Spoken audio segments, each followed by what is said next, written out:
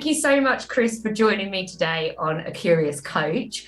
I'm going to hand it straight over to you if you can just introduce yourself and what it is you do, because I'm super excited to just have that natural flowing conversation that I know we are very used to having, and I can't wait for the audience to learn a little bit more about you. So there we go. Cool, thanks, Sarah. My name is Chris Collins. I am the Head of Science at Muhdo Health, and we concentrate on genetic testing and epigenetic testing. So that's commercial DNA testing for businesses and for consumers, and epigenetic methylation testing, again, for businesses and consumers.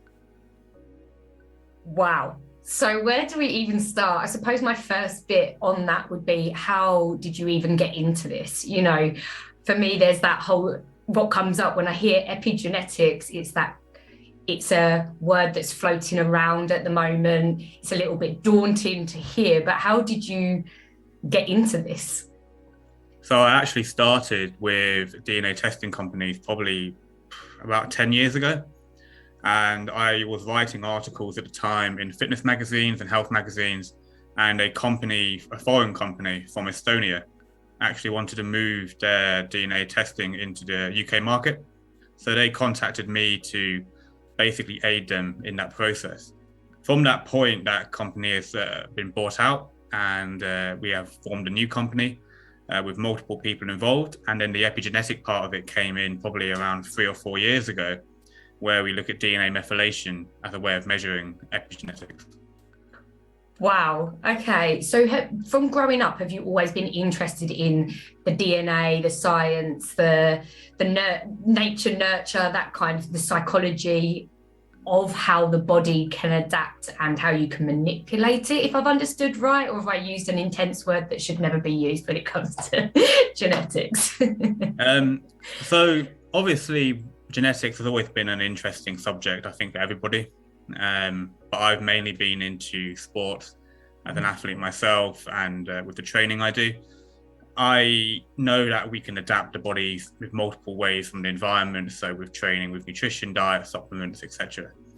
And it's interesting then to move into the DNA part of it, where the DNA part of it actually helps us understand how we are going to respond to certain stimulus. So, for example, how we might respond to different types of training, how we might respond to different types of food, and how we might respond to different types of drugs and supplements. And on the epigenetic side of it, we can see how the changes we do in our environment actually affect the genome. It doesn't actually change the DNA, but it actually puts methylation markers upon certain sites, and that can act in a way which can turn a gene on and off, or amplify or suppress the gene's expression. In simple man's terms, I always find, again, science is something that I'm very passionate about, but when it comes to the medical terminology of how that actually works, if someone's listening here going, oh, you know, I've heard about this, I've read a bit, but I still don't understand it. If we take a sports person like yourself, how does that support your journey into being does it make you a stronger, more powerful sports person? Or how does working with epigenetics and your genes in general help create a stronger profile for your fitness? So when we're born, obviously we have the sort of cards we're dealt, right? Now, most people aren't dealt cards which are horrendously negative, or have genetic conditions which are obviously going to hamper their, any kind of sporting or life endeavors. But we do know that certain genes will allow people to, say, build more muscle. They will allow people to have stronger bones, stronger muscles, be faster, have better VO2 max, for example. Now, that's not from birth, as in you're born super strong. It's a case of the ceiling for you is higher than the ceiling for others. And also there are genes which affect the way we are more prone to injury. So even if you are super gifted and you can train really hard, if you have a lot of injury-prone genetics, again, that's like the Achilles heel for you is that injury profile. So by learning about these aspects, you can then alter the way you train. So you know that actually I need to step off the training for a while and have a rest, or it may be a case that you need to change not so much the sport that you're in, but maybe consider where you might play as a position in football, for example. maybe you might want to swap 100 meters sprinting for 400 meters. That might suit your DNA profile better. Now, DNA obviously isn't everything. You need to train, you need to eat, you need to do all the correct things. And at the elite level, that's when DNA really starts to, come into play. Fascinating. I mean, we could go on for hours because I can listen to you talk about this for forever. In terms of, you went into this idea, you were abroad, you came into the UK, and you didn't really know what journey it was going to be on. You're now head of science within this company. What have been the greatest successes and barriers of bringing such a huge topic into the environment, into society, so to say? Because, we were speaking before we started recording about, that we know that we're faced with endless problems in the world we live in. We're like bombarded with solutions, and there's this fear of actually, well, what happens if we do start solving this problem? And listening to you there, if we understood our DNA makeup, our genetic makeup, we start solving a lot of things, don't we? Or coming to understand on a whole new level. So yeah, what's been the biggest breakthroughs, so to say, and the biggest barriers you faced? Yeah, so I mean, the biggest breakthrough for me, we published a paper at some PubMed at the moment about certain genes and their relation to injury. It was done on quite a big cohort of about 289, and it was only in soccer players, male soccer players. And that was all the way from professional level down to amateur level. And we found that there were certain genes which actually cause injury and make them more prone to injury, and that basically meant they had more time off. They missed more matches across the season, basically. Also, we have a lot of research coming out now to do with certain supplements, which we find can actually alter the epigenome in a way that is methylating certain genes. And by doing so, will alter health and health outcomes for people, but also improve performance at the same time. So there is quite a rare mutation in a gene called MSTN, and this gene controls myostatin in the body. If you have normal levels of myostatin, it basically restricts the amount of muscle mass you can gain. Now, evolutionary, that allows more flexibility, for example. Yeah. But obviously, we don't really climb trees that much anymore. Well, some people do, but it's not like a super essential thing. And bodybuilders, athletes, and what will be more interested in the improved hypertrophy, the improved muscle mass they can gain. So by utilizing certain supplements, for example, you can then methylate that gene, and it will act like a mutation, decreasing the myostatin in the body and allowing for that restriction to be taken away. And that's basically what we are working on at the minute. So it's combining those DNA variants with epigenetics, so something you can change versus something which is sort of fixed. Wowza. I mean, my mind's blown, and I know there's going to be, I think I say this, that I'm always shocked to learn something new. And I know there's going to be people listening in terms of, right, okay, so if I'm an athlete, it will help me. And because the terminology being used will be a bit more familiar, so to say, because they'll be surrounded by teams of scientists and health supporters to perfect their performance. If someone like me was like, right, okay, I'm really intrigued to understand my DNA or genetic makeup, but I'm really nervous about what I then do with those results. I mean, and I suppose for me, part of this is mind over matter. I do a lot of work with mindset and that egotistical voice that likes to come in and go, oh yeah, it's really scary to know who you actually are. What advice would you give if I'm like, right, Chris, pass me over a test, what shall I do with this information? So it completely depends. I mean, you can open Pandora's box by looking through your DNA.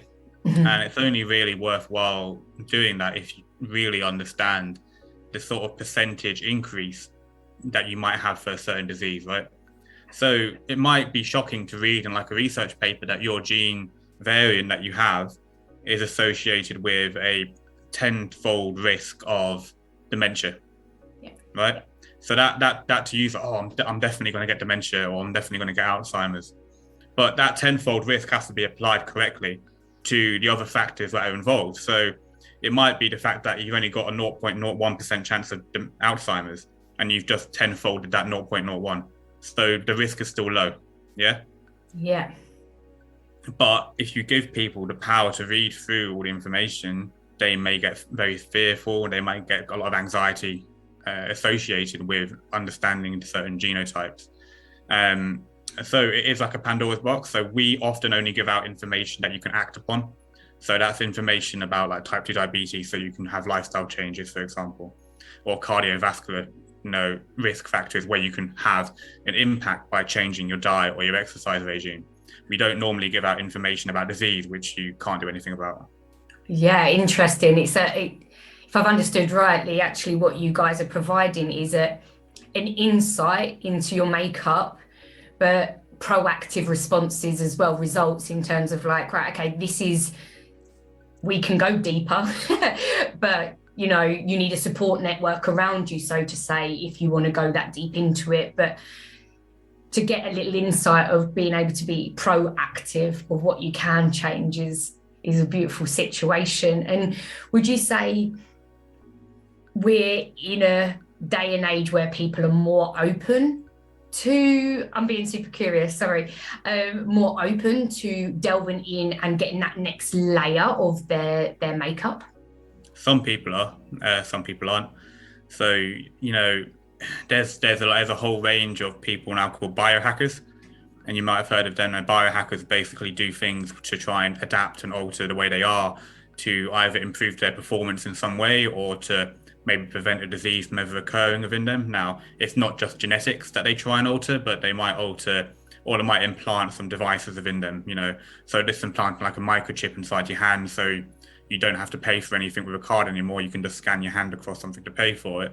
It's like a form of biohacking. It's a way of altering who we are as humans to either improve our lives or make us more healthy. And so you have on one side people like that, and you have another side where people just don't want to know anything because it is, a case of what will be.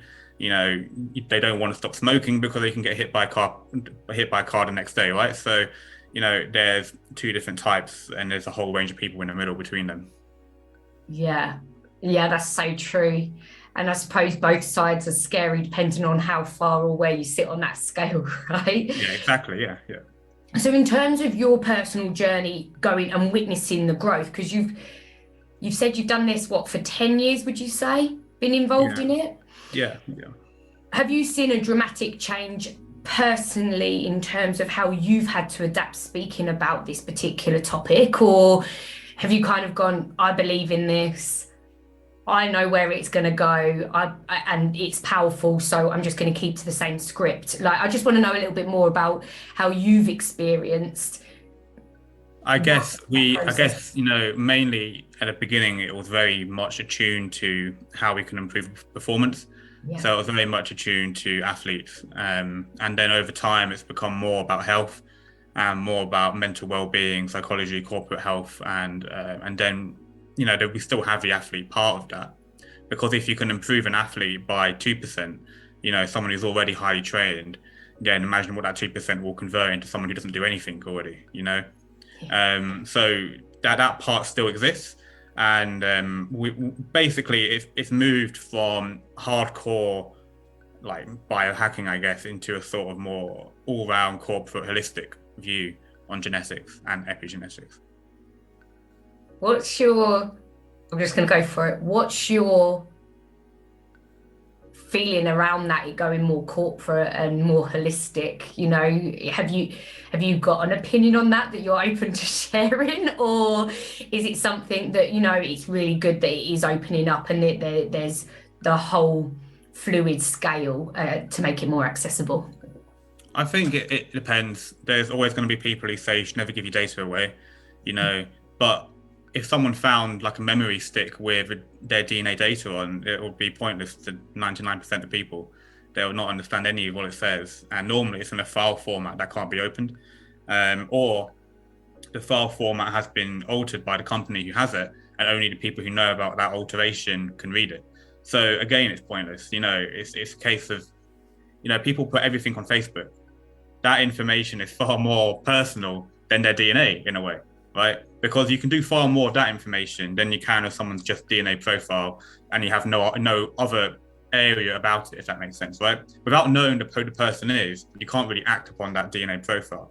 but you can act upon like the information on Facebook. You can find out where they live. You can find out who they're married to, who their partner is. You can find out what car they drive, probably by looking through pictures. You can find lots of information you can copy. You can become that person by just going through like a social media site. But finding someone's DNA is not going to make you say, oh, well, I can become that person now. It will just be a bunch of letters. So true. I'm sitting there like, whoa, like it's like a microphone drop in terms of it's so true. I know that when I first learned about what you do, it was that, oh, it's an unknown. It's the fear of the unknown, isn't it? But when you put it into that relation with Facebook, and I'm sitting there going, oh my goodness, the photos that I've put up in the past, and it is very much once it's out there, it's out there. So thank you for sharing that, because I think that's really valuable knowledge of, unless someone knows you or you're a part of that company, actually numbers and DNA are irrelevant. I suppose another thing that flagged up for me was, but could they morph me? Could they take my DNA and create another form of me? I don't know. But you have to think though, you know, if I could do that, then you know I'd be like a super villain from James Bond by now, no? You know, if I could just make clones of people, I could have like an army. So it's still very science fiction to just get someone's data and make a clone, you know. Also, it wouldn't be a clone that you could just say, oh, there's another you, like a twin appears in front of you. It'll be a baby and have to grow up to become you. So it wouldn't have gone through all the environmental factors that you might have gone through. So it may look the same, but it wouldn't be the same. Oh, I've learned so much. Thank you again, because I know it sounds warped, and even someone who has explored it, I still have these beliefs that I could walk down the street and see an exact me, even if that sounds really naive. I think that goes for a lot of people in society with these, well, should I listen to the newspapers or type it into Google and see iRobot in a movie kind of thing. So in regards to all of that, if there's people listening and, you know, you've triggered my curiosity tenfold, literally, what kind of message would you put out there? And I know, again, we've spoken briefly to discuss nature and nurture and the battle between that, and I'd love to touch on that before we close the call.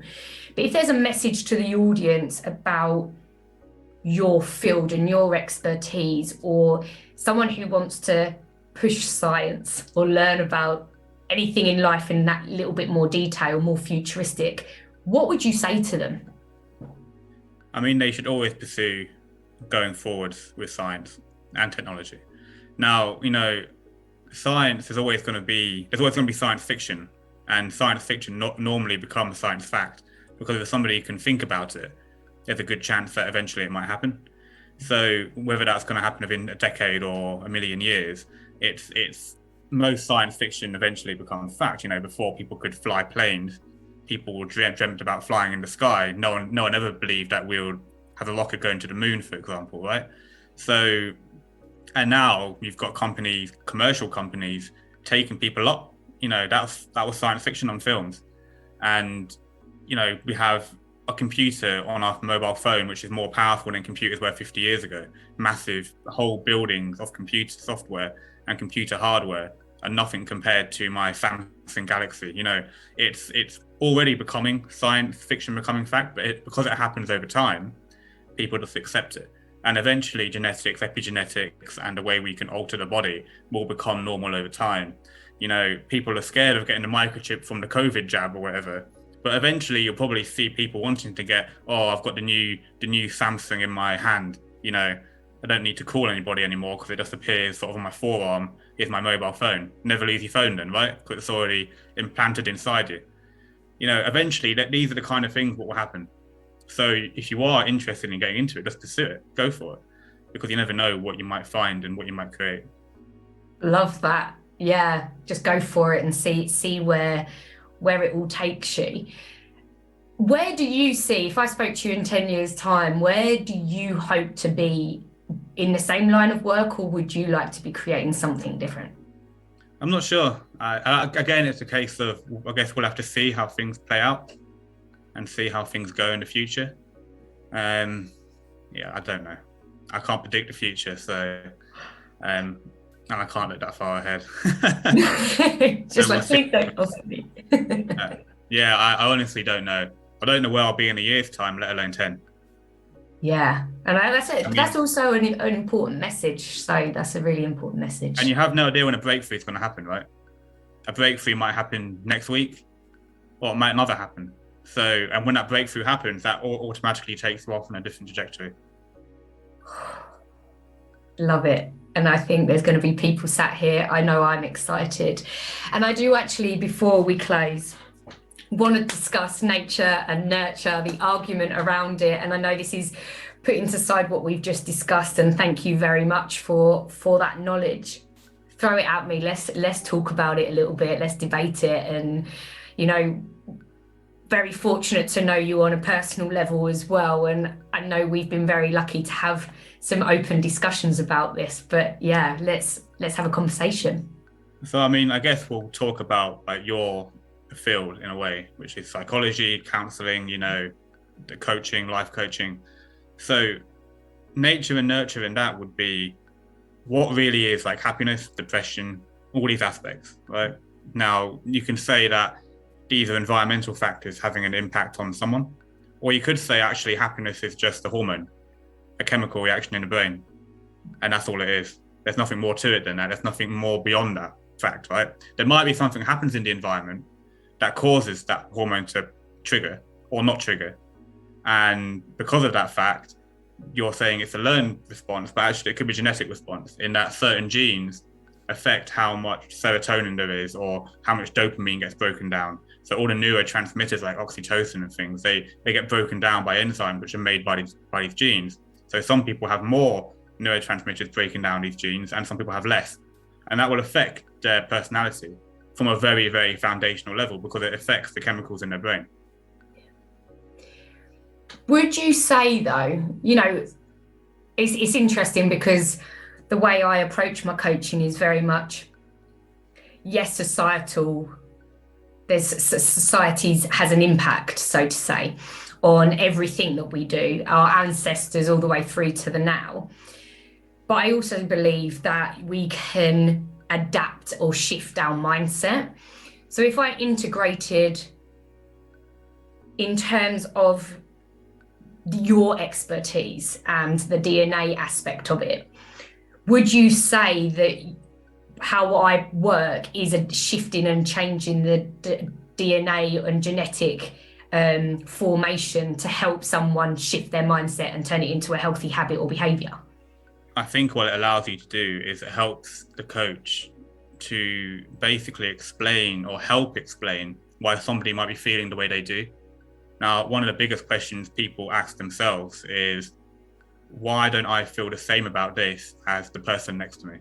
Why am I not feeling as happy about this achievement as my partner? Why am I not, as excited about this trip as somebody else? Or, you see people laugh about things, having a great time, and you think, oh, why am I not feeling the same? And that can be explained to some extent by certain gene variants. Some certain gene variants don't allow the release of, say, dopamine, so they have low dopamine response, which may not give them that reward hit, and therefore they don't feel it. Where some people might get too much and they feel it too much.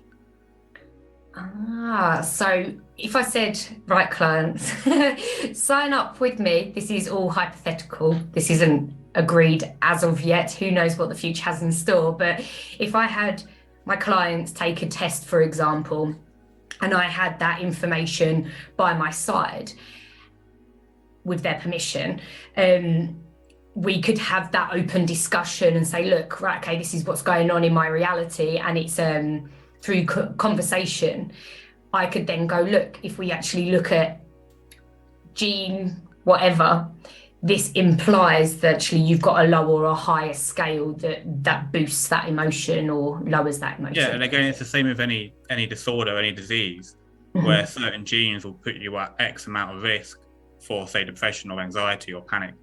So by understanding those genes from the foundational level, you can see someone's risk propensity towards that, right? And there are also things that you might be able to take supplementally, like certain supplements, certain vitamins, certain minerals, which may actually aid in reducing that person's risk factors, whereas another person may not need them at all. Or in some cases, some people should take a supplement where others should definitely not take it based on their DNA. So really, the argument, I'm going to put it out there, is that to be able to form a holistic approach on health, it's one, understanding your genetic makeup on a controlled manner, because otherwise we can go down the rabbit hole, as we've been talking about, or open a Pandora's box. Then having the right support networks, whether you're looking at a psychological point of view, health coach, a nutritionist, a life coach, a fitness coach, you have all of that around you to be able to go, this is who I am, I now need support, this is the results and my reasons for it. Yeah, I mean, you have to use multiple tests, like a battery of tests, to really understand someone, right? You need to do like a questionnaire, for example. You talk to the person, see how they're feeling, what they're going through, and then you have the sort of hard tests where it's here's your DNA, or here's your blood results, because it could be a case that you're missing you're deficient in something, and that's the reason you feel like crap. Yeah, so you have to have a battery of tests, and then when you have all those results in front of you, you can then be like, now I found the reason. And that comes up with a whole, it's fascinating, isn't it? Because it is a big circle, because once you know something, you can't undo that bit of information. But then I suppose with the right guidance and support, you are then able to manage that result and then build on creating the healthiest lifestyle for you, despite knowing the outcomes of potential illnesses or mental health problems. Yeah. Wow. Well, the 30 minutes has gone. Yes, I did a blank, but that's okay. We're allowed those moments. But I just want to say thank you so much, Chris. And anyone that's listening, all Chris's information is in the comment box below, and you can contact him personally to learn even more about this amazing, insightful topic. So thank you very much, Chris. It's been an absolute pleasure. Thank you, Sarah.